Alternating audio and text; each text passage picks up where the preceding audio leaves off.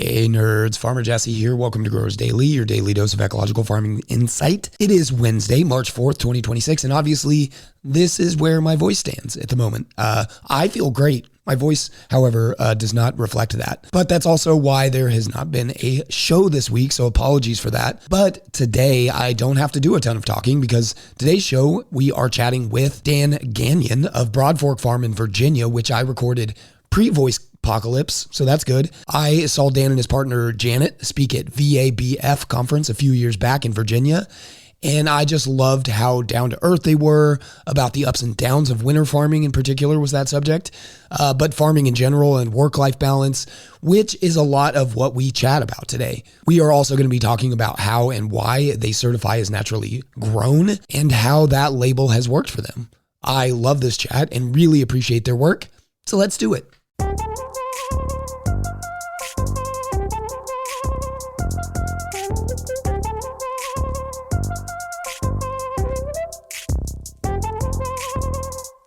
Dan, welcome to the podcast. Thank you, Jesse. Appreciate you having me. Glad to be here. I'm super excited to have you here. I've got to see you all talk before, but we've never really got to have a conversation. So I'm really excited to do this. But maybe just for the listeners and viewers, can you kind of introduce your farm a little bit? Kind of talk about where you are, what you do, all those sorts of things.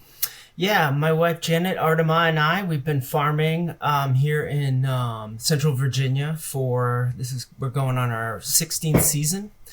We're just southwest of Richmond, so 30 minutes away, Richmond being our main market area. We're in Chesterfield County, and yeah, we've been living here for about 20 plus years now. And what sort of acreage are you working on? So we have a 5-acre parcel that includes everything, including our home, barn, housing, and we're growing on site. We're growing on about 2.5 acres now, with just last year experimenting with some off-site growing that was just a 1/2 acre. We may do a little bit more of that this year, but that's kind of still a work in progress. Is it all mixed veg, or are you doing any animals or anything like that? No animals. No animals at all. We did that sort of thing in the early years where we kind of wanted to do a little bit of everything and quickly realized how utterly ridiculous that was. And so then we concentrated on veg. Then slowly started to incorporate flowers and bouquets. And that seemed to be a nice incorporation. Once we really started to standardize our growing practices, get fertility where we needed it, we incorporated flowers back in. Although I should say we have done since the very beginning. We've built a wood-fired brick oven, and we have as about 10% of our business organic sourdough bread. And so we bring that to the farmers market every week as well with us. Whoa. Okay. So what is that process? Are you firing those early on Saturday morning or on Friday night? How does that work? Yeah. So we bake a couple times a week. So it's not a full-time bakery. We incorporate it midweek and add it as part of our CSA farm share offerings.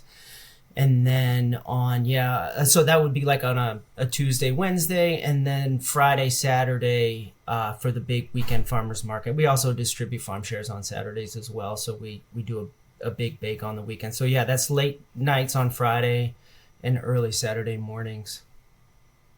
Oh, that's cool. Yeah, we've talked about, Hannah's a big baker, and I've always been we should incorporate this, but also at the same time, should we incorporate this? It's a lot more because of that amount of work, I suppose, and the timing would be kind of a crunch. Yeah, and so when we started, we had no idea that this would work. And there was still at that time where all you could really tell was that Elliot Coleman was doing this sort of small market garden thing. And when we were searching out examples, there was no real clear example that we could find at the time that showed this was viable. So we just went for it, and we thought that, okay, it's probably unlikely that we can support ourselves and our family just off of veg. So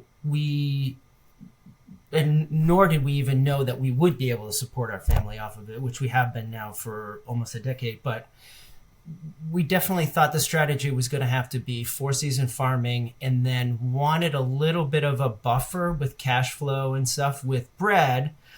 And both things came out of our own personal desires for these foods in our community that really weren't that abundant. And, so these are hobbies that got out of control and turned into an occupation, both of them. And because we were both lovers of like really good, crusty, organic sourdough bread, and it wasn't around and we were already doing it. And we're like, why don't we just incorporate it into the business? And for those business reasons, it made a lot of sense at the time and still does. Yeah, that's cool. I love that. I think that's a cool incorporation. Talk a little bit more about markets. Like you mentioned farmers market, maybe see it. Like where's the food going? Yeah, so we do.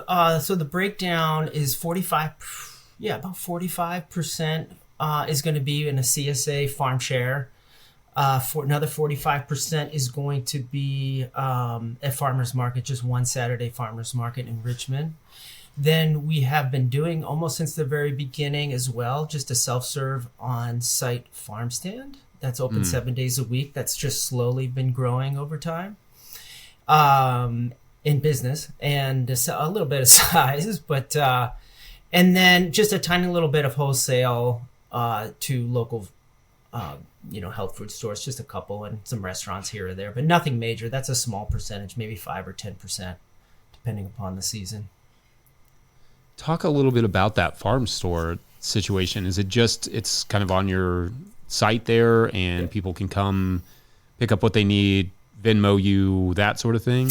Yeah, that's right. And, we are in one of the fastest growing counties, I think in the United States, but almost certainly in Virginia. The suburbia is traveling at a rate to us per year, like like a miles per year type rate where we can see it coming. Customers are coming closer to us. A lot of northern folks who've been priced out of Northern Virginia. So it's always been this idea that we wanted to sell as much produce as we can, as close to the farm and as close to the community as possible. That hasn't been strictly possible. I know folks have been able to achieve that. We'd love to achieve that one day. And one way to do that has just been having this self-serve farm stand. And people continue to come as more people move here, more business just happens there. Most people who show up have never experienced a self-serve business for the most part. Although, the way most self-serve checkouts are happening at like grocery stores and Lowe's, Home Depot, Walmart, all that kind of places, I think people are actually starting to get more familiar with it, which is kind of helpful actually. But it's been great, and it just allows this like steady stream of marketing labor of us standing there trying to sell produce. It just kind of happens on its own, which is great, and I'd love to be able to incorporate more of that as we move forward. Yeah, no, that's cool. I like that. It's anytime you can sell off of your farm, it just reduces this whole complicated element of travel, of all the time to take and set up and communication with customers and all the things. Like it's just there and they can come get it. I think that, I think that's a really amazing opportunity that we have as growers. Yeah, and we've been growing. We have 4 children, and children have been a huge part of our lives. And so we're at a point where 3 out of the 4 are teenagers. So they live extremely active lives now. It was actually in some ways easier when they were younger, because they'd just be skipping around the farm in bare feet and, riding bikes in underwear and doing all that kind of fun stuff. And now they're just out and about, and they've got activities and the weekends are full. And so, the farmers market is a huge family strain in that way. And we'd love to kind of be able to move away from that for more family time, but at least the farm stand is one avenue, and certainly CSA and farm share helps with that too, where we're not necessarily having our own personal time on the weekends as much doing that. That allowed us to basically cut out a midweek market, which was super helpful. Yeah, I relate a lot to that. That's one reason that Hannah and it's probably the main reason that Hannah and I dropped our farmers market, was just so that we could have, the weekends back for the kids. And it was like, yeah, like you said, as they get older, they have more stuff to do. I coach their soccer teams, and like that just was not possible when we were doing the farmers markets. Yeah. And I was like, yeah, that's important to me to be around them. And so, yeah, I get that. Like and trying to find these other avenues, like you said, maybe increasing the farm share, focusing more on the farm store and that sort of stuff. I think that's great. Totally. What about employees? Do you all employ anybody? We do. We have, I think about, gosh, I'm always terrible. It changes from year to year. About 6 full-time equivalents, maybe a little bit more. There's some part-time folks, so the equivalence is around there, 6 or 7. Yep. And definitely with the bakery and the high tunnels, we're keeping folks year round. We built some nice farm housing several years ago, so we're able to provide some nice living quarters for folks. And so we're hustling year round and keeping some people around full time year round. Yeah, that's cool. All right, well, we're going to take a quick break, and when we come back, we're going to talk about something that we haven't really touched too much on, which is the Certified Naturally Grown label, BRB. Today's episode is brought to you by Grown By.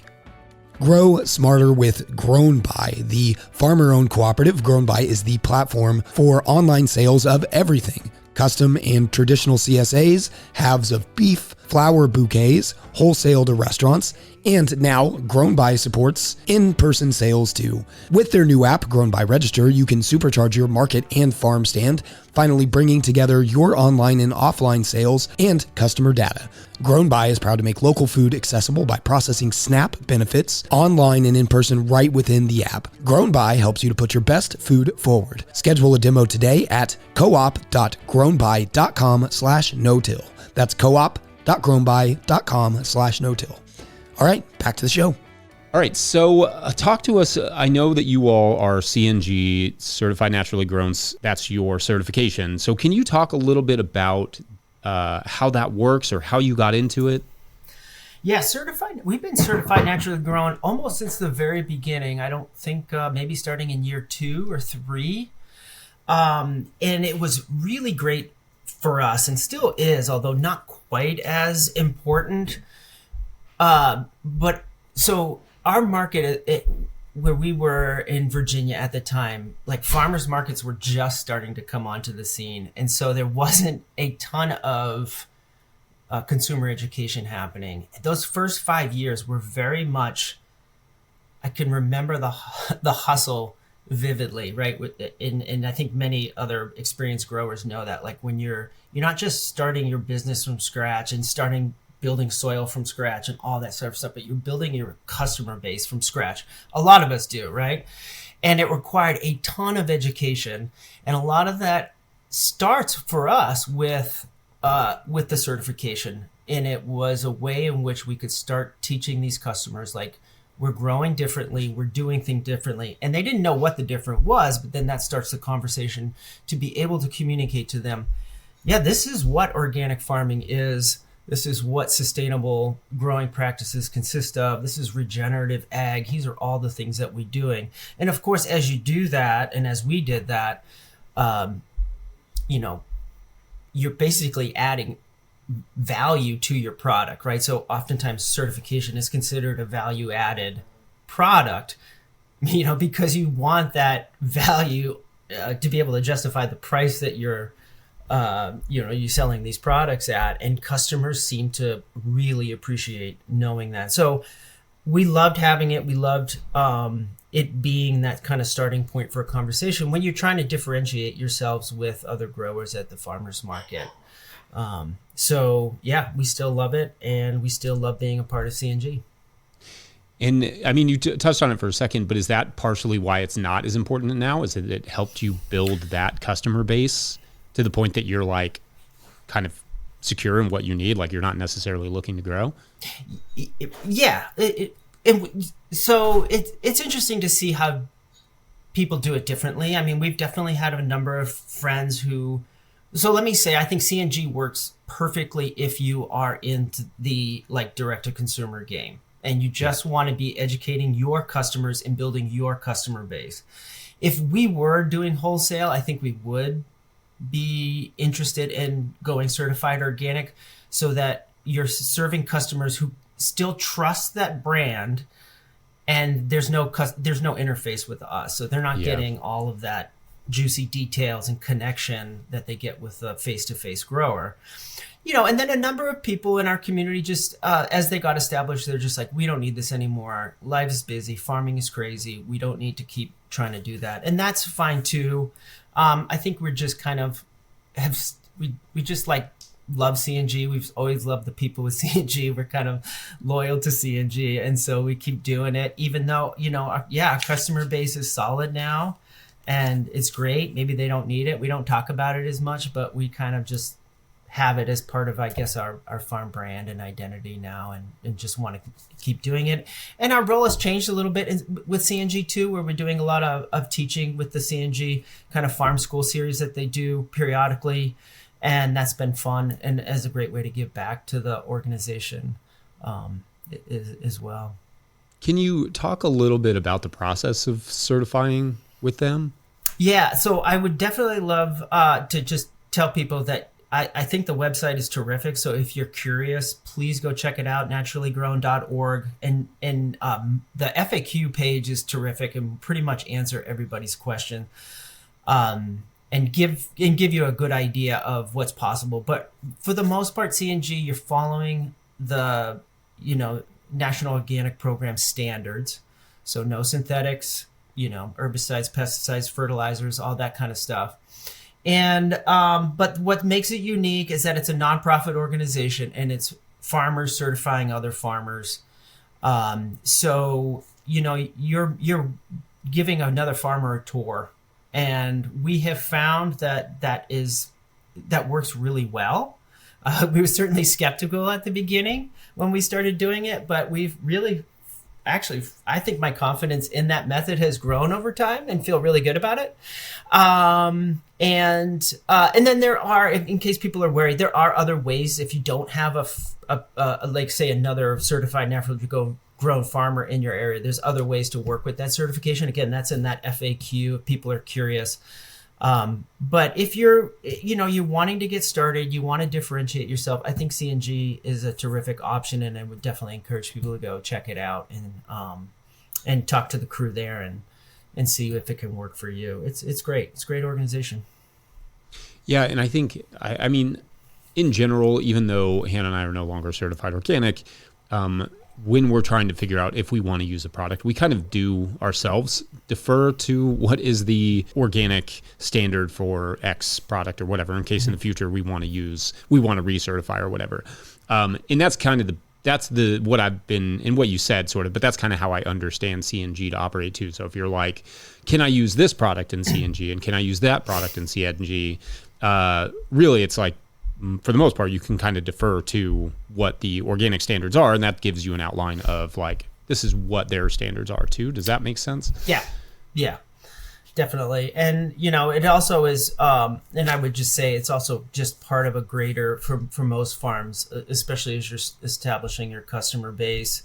We used to do farm tours and a lot of like even workshops, local workshops and stuff like that too. Again, just to be able to communicate to the customers everything that we're doing on our farm so they could understand the depth, which most customers have actually no idea what we do, how we do it, and what our lives are like. And when they do find out, they're like, oh my gosh, take my money for the most part. Some of them do. Yeah, no, I relate to that. I mean, I'm obviously exaggerating. They don't, but they do. You can see the value in a conversation when they don't realize you just plant a seed and walk away and harvest like a couple months later. That's what some people think. Oh, sure. I mean, yeah, there's a lot of times that I think, if that, right? Like, I think it is very abstract, the idea of what a farm is and what it does and like what a farmer does on a day-to-day basis. And I feel like I know that because I came from the perspective of somebody who supported some small farmers when I lived in New York City. And I was like, I'd go to the farmer's market and I'd buy this stuff. And I just like had no idea until I started farming, what all it entailed to even just like produce eggs or, grow broccoli. Like broccoli is an incredibly difficult crop. Oh, yeah. especially in our climate. But totally. yeah, I'm like, oh, now I get it. Like I never saw that, never could have conceived of it. And I wish to say go back to the self-serve farm stand. One thing about that I didn't touch on, and I think how that couples with certification and other sort of marketing and branding and value added stuff, is that it is like if someone were to do a Google Earth farm tour, you'll see that our barn is right in the smack in the middle of our farm. We're at a dead end road. People come straight through, and we're just walking around them as they come and either pick up their farm share or to shop. And so they're seeing the crops, and they're seeing us like, filthy, sweaty. And probably I would say the greatest impact are the July and August days where they come out of their probably 65-degree vehicle, right, into a 95-degree Virginia summer. And we're just walking around doing our thing. And they're just like, I think they're just like, oh my God, Yeah. And it adds value, and they can really see what's happening and what it takes to grow vegetables.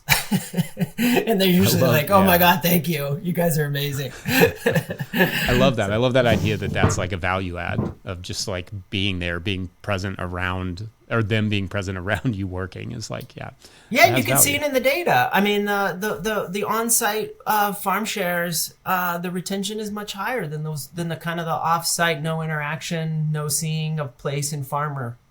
I mean, the next best is the farmers market where they're interacting with us, but that's kind of the ideal in a way, Yeah, I love that. I mean, I think that makes total sense, and I've witnessed that ourselves. Like when we for a time we moved to like a drop-off CSA, and there were people that loved that. Don't get me wrong. There are people that are perfectly happy to get their food and never have to interact with anybody, and I totally am fine with that. And it's fun in a way to be able to serve those people. But at the same time, like you do feel this loss of connection to those customers, and I think the reverse happens as well. Like it doesn't feel like they are as likely to stick with you because they don't have that connection. They don't have that emotional connection to you, your kids, your farm, your food, and the work you put in. Oh, totally. And I think that's what, that's the direct to consumer game. I hate to call it a game, but I mean, that's what it is. It's like just establishing these deep connections, especially if you want to build a customer base over time and differentiating ourselves. And, we live, Central Virginia is just like a strip mall, big box store, fast food kind of mecca. And they come out to this place where they're in the middle of people walking around growing food. It's a self-serve farm stand. And, they'll come up and be like, oh, I wanted to get something, but I'd never been here before and I didn't bring them, any money. And I'm like, grab what you want. Just come back. I owe you. That's fine. Right. And sure, maybe the people never want to come or don't come back. And I just gave away whatever, $20 worth of produce. But I think, and I find that it's not just the organic growing practices, it's the business. And a lot of these that are so refreshing, I think, is even we get more digital and people are more in screens and they're more inside. I think they find it like spiritually refreshing, honestly. So I hope we can continue to kind of grow that part of our business in that way.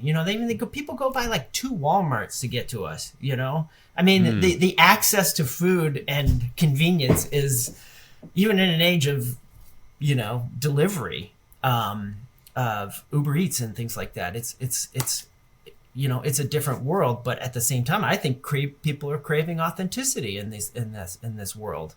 Not everybody, but enough people, to make businesses like ours viable, I think. I don't disagree with that. Yeah. I mean, same here in Kentucky, right? Like we're, we have a lot of those same things. And I think increasingly, people are not getting that sort of authentic experience of seeing a farm. And I think, honestly, some of the people that appreciate it the most are the people that maybe grew up around farming or had a grandparent that farmed or whatever, and then they come out and they're like, oh, I miss these smells, and I miss this feeling. And it's cool to be able to provide that. I think yours more so than mine. Like people can't really drive through our farm because it's kind of in the back of our property. But I think that's a cool thing to be able to offer. Yeah, and that was somebody taught us early. Like it was like if you can't fight it, flaunt it. So in a lot of ways, like I don't love people coming through our place, and I want privacy. I've got employees who are here, and I get the public here. It's like living in a fishbowl, in a lot of ways. But like at some point, I surrendered to that. We surrendered to that, and it was like, okay, we're not going to fight this. Let's flaunt it, and the way you flaunt it is just kind of building that sort of authentic experience. I think for folks who do want to come and shop on farm. That's great. I relate to that a lot. It's hard for us to have people here for a number of reasons, but like also just having young kids and, like I'm on YouTube and stuff. So those things become a little bit complicated. But I do like this idea of like, if you can't fight it, flaunt it, of just like, yeah, I mean, it has a value, and if you embrace it, if you surrender to it a little bit, that it can pay dividends in ways that you maybe didn't conceive of or kind of fought back against for a while. I love that. Well, we're going to take a quick break, and when we come back, we're going to talk a little bit about winter farming. Be right back. Today's episode is brought to you by Good Agriculture. If you'd rather be on the farm than inside doing your taxes, you are not alone. Good Agriculture handles farm bookkeeping and tax filing, so there is no scrambling at tax time. They keep your books clean and up to date and show you where your farm's finances stand. If you're behind, they'll get you caught up. They also help farmers find funding and stay ahead of grant deadlines. You run the farm, they help the business. Learn more at goodagriculture.com/info. That's goodagriculture.com/info. All right, back to the show. All right, so Dan, I thought we could kind of finish out this conversation talking a little bit about, and the reason I bring this up, I want to talk about winter farming, but the reason that I bring it up is that a few years ago, I was at the Virginia Biological Conference, VABF. Yes. Is that what it is? Yep. And I got to see your talk on this, and it was really interesting because you all were kind of like, it was a rough winter, and I can't remember if it was like snow or ice or whatever we were going through at the time. And you were like, yeah, lots of stuff is failing right now. I'm here to do this talk, but like, yeah, things, and I thought that was really refreshing to just be like, you're doing all these things. Like some years it's worked, some years it hasn't. And like the things that you were learning through that process, and you all were just super open about it. So anyway, I thought we could just kind of talk about like your experiences winter farming and, I don't know, some of the lessons maybe you've learned over the years and that sort of stuff. Well, of course, every year has its own little unique twist, but I think, winter farming is still, I think, quite a challenge. And we're, we just added a fourth 30 by 96 tunnel. So we're doing more of it. But it still is, this tricky line. And I think it's interesting to see how everybody kind of does it, but where we're trying to balance, a continued source of revenue, which is nice during the wintertime, keeping employees that you really, really like employed and that you want to stick around. So these investments in, one, just having great people around, but you've invested in them, you've trained them, and you want to keep them around for those reasons as well. So doing that, obviously, when you pay for these structures themselves, you want to basically make them pay for themselves as quick as possible, while also the considerations of how complicated do you want it, and how much of a break do you want and need, and you don't know. I think sometimes just the weather plays a more pronounced role in how profitable it's going to be. How much, whether you're using propane or not, how much propane bill is going to get sucked into your profits, or just how cloudy it's going to be and things like that. And I think that's what makes it really tricky. And why sometimes I just want to figure out how to do less of it or do it better or simplify it, and not have it as complicated as it currently is. Speaking of complicated, maybe describe what your approach to winter farming is, because there's lots of different ways to do it. I suppose a lot of growers will just grow like a bunch of storage crops in the summertime or late summer, and then they'll grow like a handful of greens over the winter, and that'll be largely, spinach, lettuce, just the basic stuff. Is that kind of what you all are doing? I'm trying to do a little bit more of that. And so when I said at the intro how we're starting to experiment off-site with some growing, those are the large viney storage crops that I want to be able to add to our winter offerings. So sweet potatoes, winter squash. I mean, white potatoes will usually gone by winter anyway. So, but we're growing more of those as well. But yeah, so we want to get a little bit more in summer that allows us to add, because we're already doing bread and we're already doing lettuces and bunch greens, spinach and things like that in the wintertime. So that is a way to obviously increase some winter revenue without having to do more winter work. But yeah, we're actively growing in our tunnels during the winter. So, nothing, we've reduced over time the variety, and that's just through record keeping, knowing our customers, where it's just like, chard, kale, spinach, salad mixes as often as we can, carrots as often as we can, roots probably end, and we try to get them out of the ground by Christmas time. They don't seem to hold well in the field. We will kind of harvest them and store them for a little bit. And then once the new year comes, like we're already planting again in January and just starting to have things as abundant as possible by the end of February. Is this mostly farmers market? Is it mostly like, what's the outlets? How does the market change in the wintertime, or does it? It doesn't much. No, we go to the same Saturday market. We tried to winter CSA, but that was more work than it was worth. And that was just too much. We were just so tired. We just wanted it to be as simple as possible. So yeah, we still keep our farm stand open, and just keep it simple by going to farmers market. We'll do a little bit more wholesale if we can. We'll reach out a little bit more just because we want to go. We just want the time off. And that's a big thing, I think these days. Yeah. I want to ask about that, but I also, just a technical question, is the farm store, is it heated? Like, is it a insulated structure? Okay. No, not yet. I mean, we're definitely considering whether we do something like that in the future. But no, it's just like you just pull up, barn doors are open, some fridge cases are there. So we keep things non-frozen pretty much in January, February anyways. Yeah. Yeah. That's always kind of been the trick for us, is our little shed. It gets a little bit too cold for us to reliably do anything past. This year it was like really past November, but once we get into December this year, we hit like single digits a couple times in December, which is not really a thing. Yeah. Usually. It's crazy. Yeah. This has been an intense year. Did you all get ice and stuff this past week? Oh yeah, this was the craziest storm we've ever gotten in winter storm we've gotten in Virginia. Yeah, and it was. I think we got extremely lucky that we didn't get a whole ton of ice. That would have been devastating, but it was enough that it just kind of shut things down here in Central Virginia for about 10 days. Yeah, it was wild. And so that a lot of markets were shut down. Customers weren't coming out. But we kind of anticipated that. I think the forecast was good enough to let us know, like, we're cutting as much as we possibly can and selling as much as we possibly can before the storm came.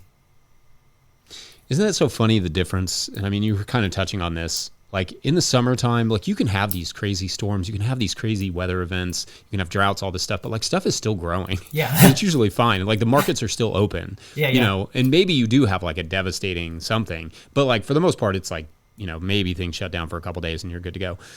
In the wintertime, our county was out of school for 2 solid weeks, fully out of school for 2 weeks. Right. And there was, you couldn't get anywhere. We couldn't even get up our driveway. So it's just like, what do you do if you're relying on that period to make an income without, like, you need good 4-wheel drive, like the extra infrastructure maybe you don't think about, like you need a good 4-wheel drive, but also you need like to be selling in a place that has good weather protocols or whatever. You just have to figure out a way to get food to people. I don't know. Yeah. And a good market manager is crucial, honestly, and one who really respects the occupation and understands like why we're doing it and doesn't just cancel market because they're uncomfortable.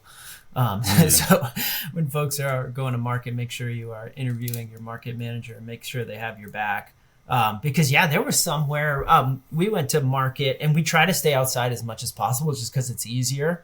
But we have a market that has an inside option, and it got so cold. I think the wind chill was in the negatives, and we were just like, can we please come inside? Can you please accommodate us on this Saturday? And she was like, absolutely. And we just randomly set up in a lobby somewhere. But yeah, those are the kind of things that unfortunately you kind of have to do a few times every winter. Yeah. And then, another thing that you've sort of touched on that maybe we can finish out with this is talking about like the work-life balance element. And, yeah. I mean, I don't think there's like a perfect solution to that in general. Like you just have to figure out what you need at that time period and figure out, where you want to put your time and energy. But I don't know, where have you all landed on the work-life balance stuff? Probably like most people that is still trying to figure it out. I think as we get wiser, I'd like to think we're getting wiser at it. Part of it is knowing how important the preventative medicine is for our mental health with the work-life balance. So, after a number of seasons of crashing and burning, mentally from the stress, I think it's more of starting to recognize the patterns and incorporate more work-life balance before it gets too, out of whack. But I honestly, maybe be specific about that. 'Cause I'm curious, like, I guess what that brings to mind would be like sometimes in the spring, I'm thinking, oh, I should plant an extra 100 tomatoes or whatever.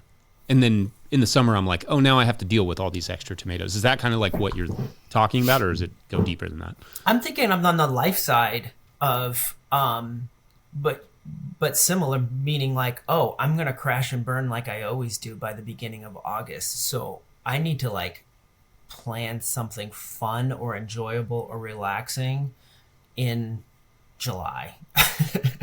So, or I need to make sure I join or I keep riding bikes with my friends. Like that becomes a non-negotiable, because I think the work life, that's the life part of it obviously includes, family and making time for the kids and family dinners and time to be together. But it also includes like the personal stuff that makes you feel good. And I don't know. I won't speak for anybody else. I obviously talk to other farm friends, but it's really easy to lose yourself in the farm and just work all the time and not leave because you're too tired to leave. And, at the end of the day, you're like, I just want to sit and chill.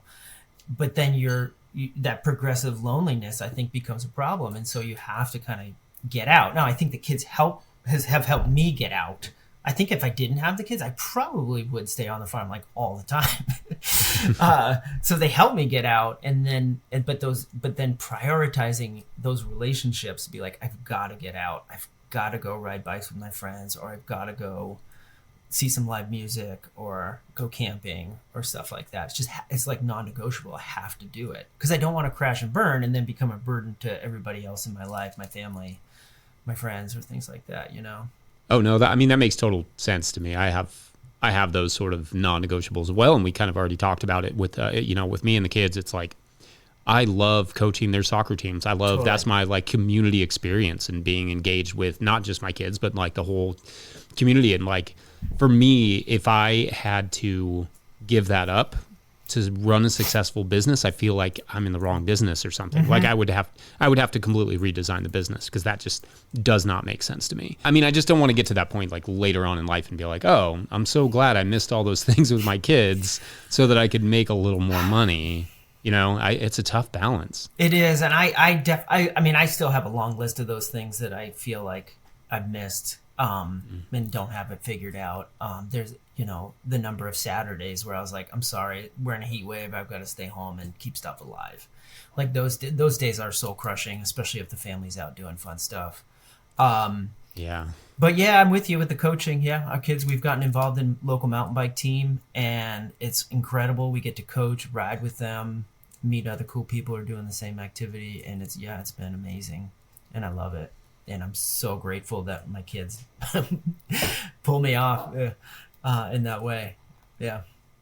Yeah, that's so cool. Mountain bikes. That's like nothing. We have hills here, so we don't even really, I don't know. It's not really a culture that I've seen around here, but that's very cool. I grew up mountain biking, and I grew up in Colorado, so like I grew up mountain biking and stuff. Yeah. And, just you saying that, I was like, oh man, that would be a lot of fun. That's it is cool. Because you get to ride with the kids, so we're not like just like standing on the sidelines watching them. They like actually need us to ride bikes with them to keep it safe. So we're like, I'm like getting exercise. I'm with friends. I'm with a bunch of kids, ride bikes in the woods. Like I couldn't be happier. Yeah. Especially, is it a summer sport? Like, is it something that you're doing in the woods in the summertime? We do it actually almost all year. The spring season's about to start in a couple weeks, and then that ends in like May, and then we're starting it up again in August, and that goes through the fall, right through November. So we're doing it quite a bit of part of our lives. Yeah, it's cool. It's perfect. I love that. Well, Dan, this has been a super pleasure to chat with you. I've enjoyed this thoroughly. Thank you so much for your time and for coming on. Yeah, thanks for having me, Jesse. Yeah, I really enjoyed it. Thank you.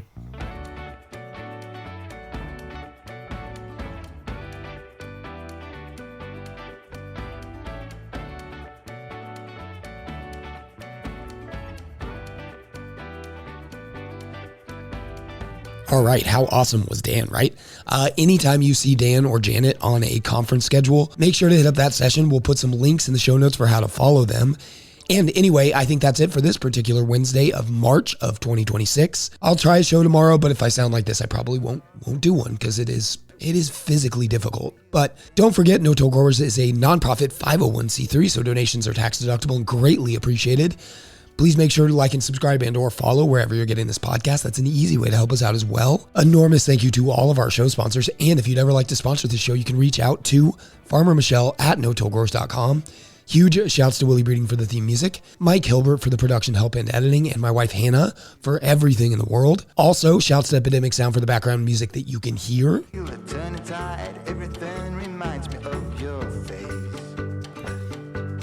Pick up a hat or a copy of my book, The Living Soul Handbook, at notollgrowers.com to support our work. Big thank you to everyone over at patreon.com/notillgrowers, where at a certain level, or if you just bump up from one level to another, or you sign up in the month of March, we will shout you on the show, but we will not do that today. We'll get back to that after a normal show happens. Maybe tomorrow, we'll see. Call your senator about my voice, I guess. I think that's how you do it. Thanks for watching and or listening. We'll see you whenever I can talk again. Bye.